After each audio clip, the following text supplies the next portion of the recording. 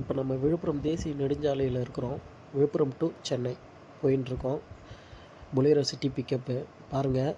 இந்த வெள்ளைக்கூட்டில் ஓட சொல்ல எவ்வளோ வண்டி அதிருதுன்னு மட்டும் பாருங்கள். இது ரொம்ப மெலிசாக போட்டிருந்தாலும் பரவாயில்ல, 3-4 லேயர் அதிகமாக போட்டிருக்காங்க.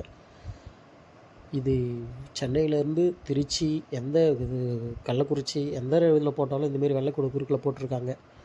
ரொம்ப சிரமமாக இருக்குது வண்டி ஓட்டுறது. காரில் போகிறவங்களாம் சல்லுன்னு போயிடுறாங்க, எந்த வைப்ரேட்டும் தெரிய மாட்டுது. லோடு வண்டியை பொறுத்த வரைக்கும் அந்த கார் போகுது பாருங்களேன், நீங்களே பாருங்கள், சல்லுன்னு போயிடும், எந்த வைப்ரேஷனும் இருக்காது. ஆனால் நம்ம வண்டி 60 தான் போகுது, 2.5 டன்னு வண்டி லோடோடு போகுது. ரொம்ப சிரமம்.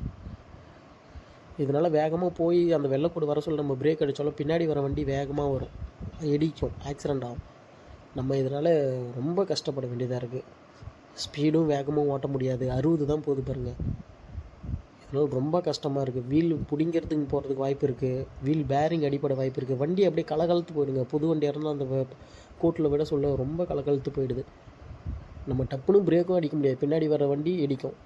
பாருங்கள், ரொம்ப இப்போ பாருங்களேன், நான் ரொம்ப ரைட் சைடில் ஏறி போகிறேன், அதுக்கே வண்டி வைப்ரேட் ஆகுது. ரொம்ப கஷ்டமாக இருக்குது.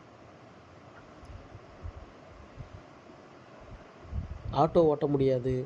இந்த டாடா ஏசி, பொலேரோ